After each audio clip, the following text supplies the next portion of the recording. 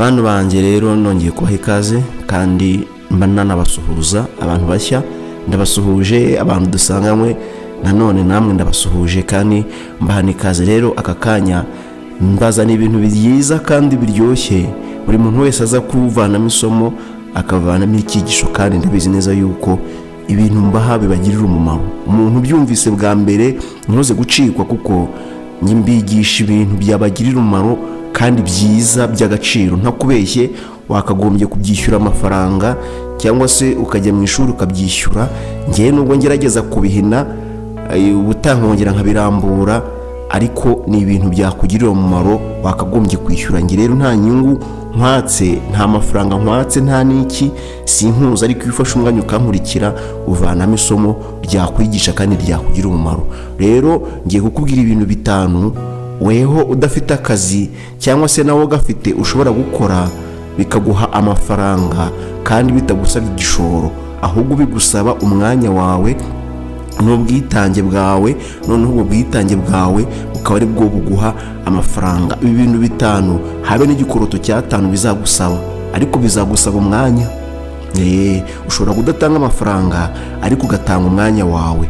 Ushobora gutanga amasaha runaka ugakomeza akazi kawe, ariko aya masaha watanze ahangaha akaba ari yaguhesha amafaranga, akaba ari yagutunga, akaguha ubumenyi runaka. Rero muntu mushyashya ugeze ahangaha, kora subscribe, like, share ndetse na comment. Nicyo kiguzi nanjye mba nkwatse mu kimbo cy'amafaranga, kuko nanjye mba nguhaye ibintu by'agaciro. Ubundi ukurikire bino bintu 5 urebe ko wavanamo kimwe wakora kandi kikaguhesha ubutunzi cyangwa se kikaguha amafaranga, bikaba byagutunga. Rero nihuse, dore ikintu cya mbere, niba udafite igishoro kandi ukaba ushaka gukora, ukaba udafite igishoro ariko ukaba ushaka ibyagutunga, genda ukora icyo bita ubusheretsi. Iki ni ikintu cya mbere. Ubusheretsi bushobora kuguha amafaranga kandi nta gishoro cyawe ufite cyangwa se washoye. Ibi ngibi bitunze abantu benshi cyane, muzakunda kubibona. Aba basheretsi bakunze kuba bari mu masoko runaka, wenda arimo arashereka amatungo, inka cyangwa se ihene. Uriya muntu nta mafaranga aba afite, ariko akenshi iyo umurebye cyangwa se iyo muri kuvugana ubona ari umuntu ufite amafaranga. Niyo ari kuvugana n'ikintu runaka ashaka kukigura kandi ari kukigurira undi, akenshi yigira nk'aho ari we boss uba ufite amafaranga, aba anagaragara nk'umunyamafaranga. Rero ubusheretsi bugira amafaranga. Buriya umuntu wabukoze ntabwo ashobora kubureka, kuko ashobora gutahana amafaranga aruta ya shebuja, cyangwa se agatahana amafaranga aruta ayo wagiye guhaha cyangwa se umucuruzi runaka. Umusheretsi aba azi kureba neza itungo cyangwa se imodoka cyangwa se ikintu icyo ari cyo cyose ari gusherekera, wenda n'inzu, ikintu icyo ari cyo cyose afitiye umukiriya. Urugero, reka tuvuge wenda umusheretsi w'inka, ndibuze kubabwira uw'inka, uw'ihene cyangwa se n'uw'inzu cyangwa se n'uw'imodoka, birashoboka. Ariko umusheretsi akunda kugaragara ku gikorwa runaka ari kugurira undi muntu. Urugero, niba ari umusheretsi uri gucuruza inka cyangwa se ugiye kugurira inka undi muntu runaka, undi mucuruzi runaka, niba shebuja yambwiye ati ndashaka inka itarengeje 500, uyu musheretsi aragenda mu isoko bari kumwe, nawe ace ku ruhande kuko ntabwo bari kumwe na shebuja, agenda areba inka ayishime. Iyi nka nayishima akayishima ku 400, aragenda avugana n'umuntu ati iyi nka ndayigura amafaranga 400, kuko yayitegereje neza, abazizi, ababyanze bikunze, abazisobanukiwe. None iyi nka agende avugane n'uwagiye kuyigurira amafaranga 400. Nibumvikana aramubwira ati rero sasa iyi nka ngiye kuguha 400, ariko byibuze unsigiremo 10,000. Ubwo arimo aravugana na nyiri inka, unsigiremo 10,000 kuko ngiye kukurangira umukiriya kandi aragwa amafaranga meza, nta nubwo aza kugutindaho, we araza ahita kwishyura. Bahite bumvikana. Ubwo byanze bikunze yagiye kumugurira, ahita ambwira ati 10,000 ndariguha, nta kibazo, ndemera ndivaneho ndariguha. Ahita agenda abwire shebuja ati rero inka y'400 nayikuboneye, ariko wari ufite gahunda yo kugura inka ya 500 mu 400 ntacyo, unyongereho senkani, uramwishyura 400 ariko basumye senkani. Uwagiye kuyigura aragenda koko inka yishime, namara kuyishima aragenda yigura 400, ahita akuramo senkani, azihe wa musheretsi, na wa wundi bayiguze nawe ahindukira mu 10. Ubwo akureye amafaranga ngahe? Akureye 60,000. kimwe nuko agenda akabwira shebuja ati 500 zana nkwereke urebe iriya nka nubibone uyikunze umuhe 500 gende nyamuhe kuko inka nayikuboneye. agende shebuja amuhe 500 kuko yayirebye nawe yayishimye, amuhe 500 ye, namara kuyamuha ahita agenda nawe yishyure 390 wa wundi nyirinka. ubwo se kore amafaranga akuri 110. ni uburyo bwinshi umusheretsi ashobora kubona amafaranga. ubwo ni urugero rwa mbere. umusheretsi rero uwabukoze ntabwo yabureka kuko ashobora gutahana amafaranga atateguye atarazi kandi aruta inyungu ayo shebuja ari buze kunguka. ubusheretsi bugira amafaranga, umuntu wabukoze bumuha amafaranga rwose pe. rero inama nakugira, niba nta gishoro ufite ukaba ushaka gukorera amafaranga b'umusheretsi, jya mu isoko wige amatungo ubwiza bwayo n'agaciro kayo, cyangwa se ureba amazu ubwiza bwayo n'agaciro kayo. numara kubishima byanze bikunze bizakugira umumaro kuko uzabasha kubucuruza ku bandi bantu bafite amafaranga kandi we nta mafaranga wari ufite. icyo gihe bigaragaramo ugaragara nk'aho ari ibyawe, noneho nyuma ugahita umubwiza ukuri ko ugiye kubiha undi muntu ari uza kuguhesha amafaranga nawe akaguha amafaranga. ubusheretsi bugira amafaranga. niba nta gishoro ufite uzabukore. ikindi cya kabiri, niba nta gishoro ufite kandi ukaba ushaka gukorera amafaranga, ihangane, genda wigire umudahambana. umudahambana cyangwa se abantu bacuruza amata ku magare, muzajya mubabona aba bandi baba bafite ibicuba ku magare, cyangwa se afite ariko niba abantu bagemura amata kuri leteri, reka mbabivuge gutyo, bariya bantu nta gishoro baba bafite. icyo aba afite ni igare. rimwe na rimwe akenshi atangira yararitiye, atangira atira igare cyangwa se arikodesha ku munsi. niba igare ryishyura ku munsi 500 ariho riverisa 500, aragenda akavugana n'abantu runaka bafite inka bakama, akamubwira akazajya amuha amata. buriya kenshi bariya abantu bagemura amata ntabwo bariya abantu bafite igishoro.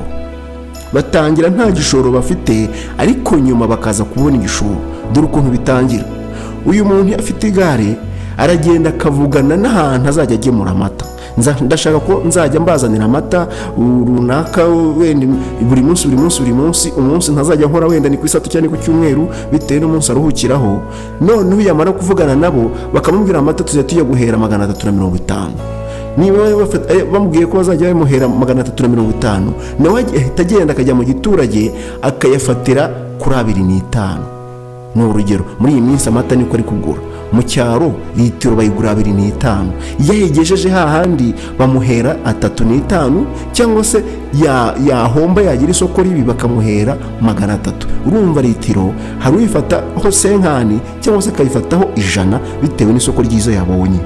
aho hantu rero ayo mata ayajyanye ku munsi bamwandikira litiro abajyanye. niba ajyanye buri munsi ajyana litiro 40, cyangwa se reka turebe ko ajyana litiro 50. litiro 50 azijyana buri munsi bagenda bayandika. abafite agapande, ni agapande ni nako banabyita.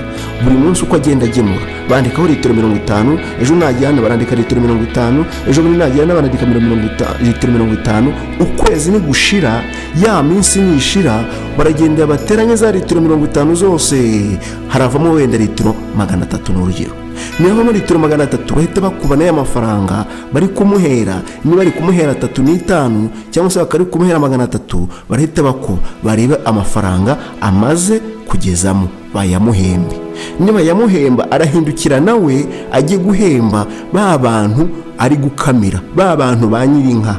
buri muntu agenda amuhe amafaranga bihwanye na ya mafaranga n'amaritiro y'amata bamuhaga, bihwanye n'amata yafataga. namara kuyabaha ubwo ni ukuvuga ngo ahise abahemba. iyo bigenze gutyo wiko kari kujya mu nyungu. iyo bigenze gutyo yabishatse kuko ari kubona amafaranga kugira ngo abone isoko ry'amata menshi, atangira kugenda atanga amavanse kuko amaze kunguka. kuko niba litiro ayifata amafaranga 100 kandi ku munsi agemura litiro 50, ubwo tari ku munsi arakora ibihumbi, ndakeka ni ibihumbi, simbizi namwe murabikuba mwumve. niba litiro ayifata amafaranga 100 kandi ku munsi agemura litiro 50, nayibaza amafaranga arimo arakorera. rero iyi bizinesi nayo itunze abantu benshi kandi twebwe tudapfa kumenya. Hari aho muzabona rimwe na rimwe aza kubwira ngo ndashaka kumpa nguha avance, ubundi ukazajya umpa amata, ukazajya unkamira.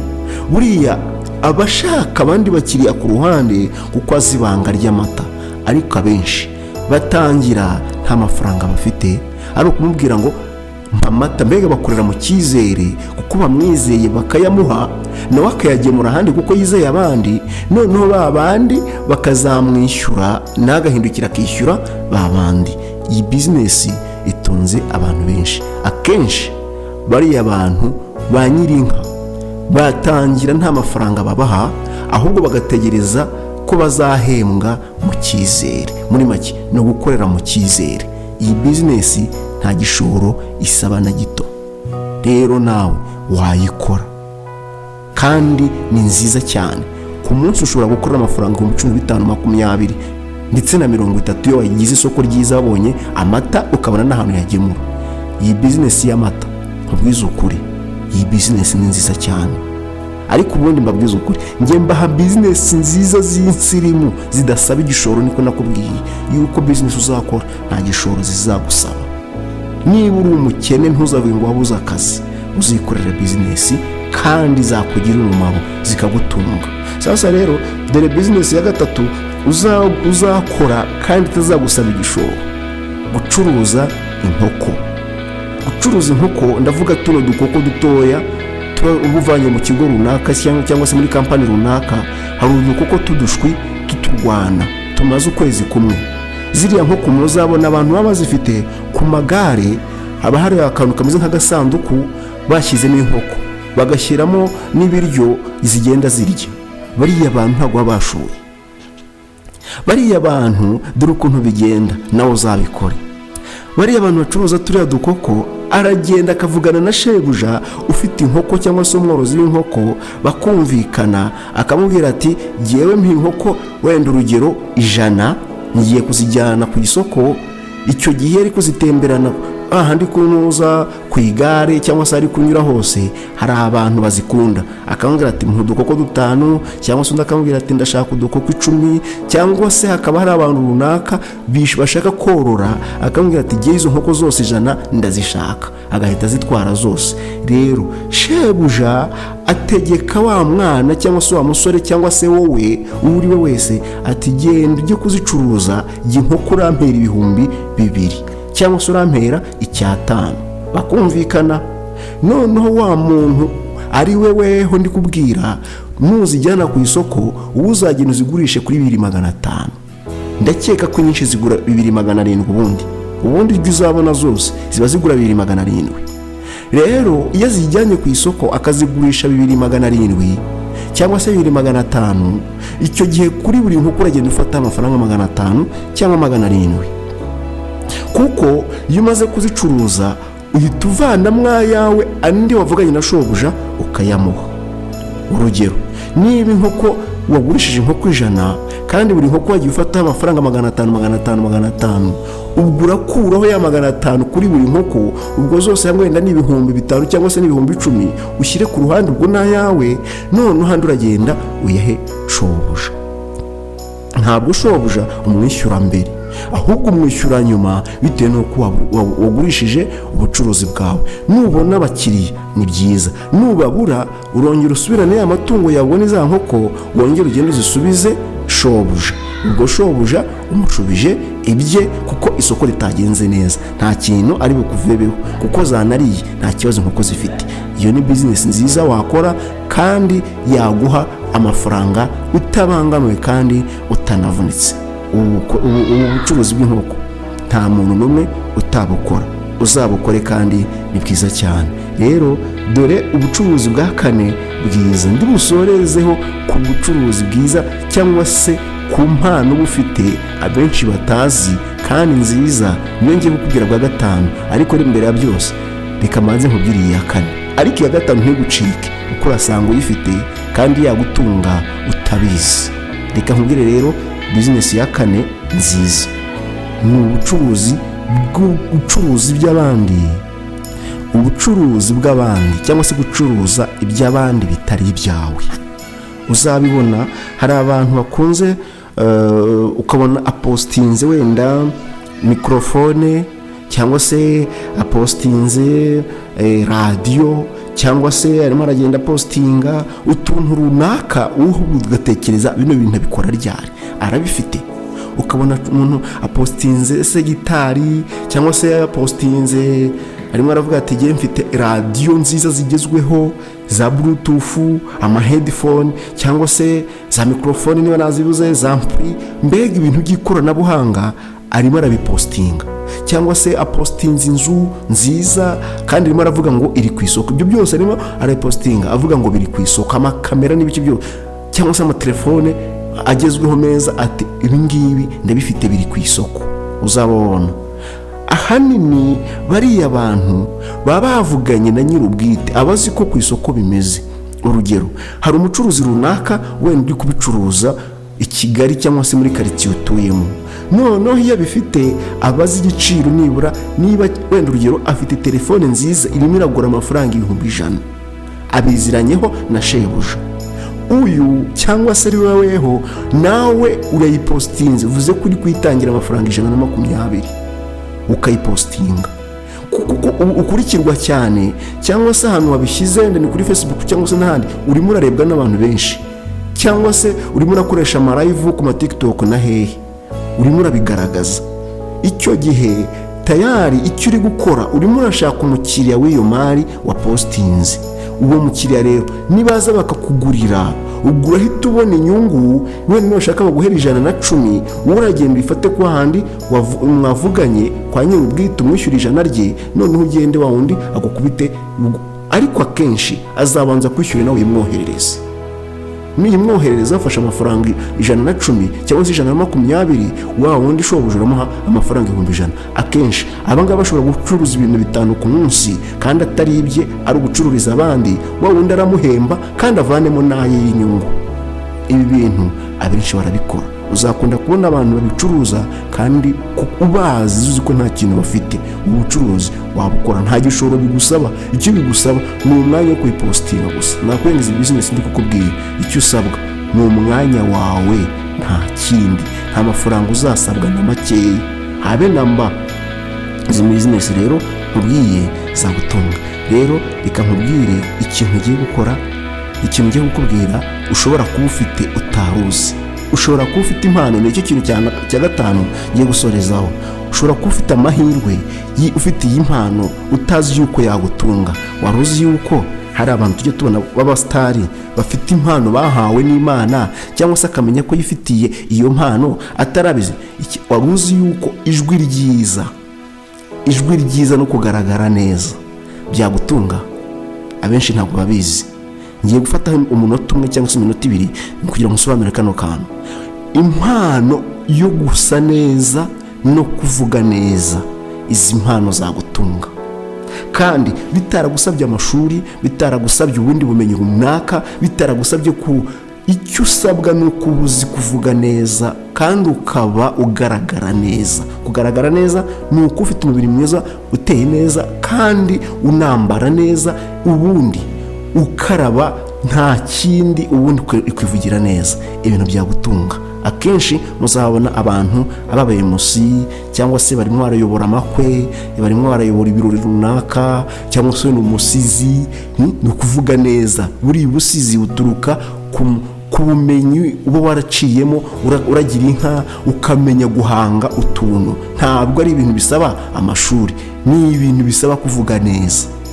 Wayoboye amakwe, wayoboye ibirori runaka, weho niba gutumira urabaca amafaranga, kuko wivugira neza, ifite ijwi ryawe ryiza kandi ukabuteye neza, ugaragara neza, byanze bikunze abantu bazagutumira. Waruzi ko ibintu byagutunga iyo ugaragara neza, iyo uvuga neza, ibi bintu byagutunga. Rero iyi ni impano uba warahawe n'Imana, ntabwo bisaba amashuri, ahubwo ni amahirwe waragize ibintu bikagutunga. Uzabona n'abantu bakoresha amalive, ukumva umuntu arabwira abantu neza bakamukunda, arimo arinjiza amafaranga kuko ari gukoresha live kuri TikTok cyangwa se n'ahandi, arimo arakoresha ibirori runaka baramukunda, cyangwa se baramuha n'akazi, ngwino tuguha akazi uzajya twakirira abantu muri serivisi, kuko agaragara neza kandi akanavuga neza. Urugero, muri resitora barakuha ikiraka, ngwino twakirira abantu runaka, cyangwa se tuguha akazi ka buri kwezi uzajya uhora utangira serivisi yo kwakira abakiriya,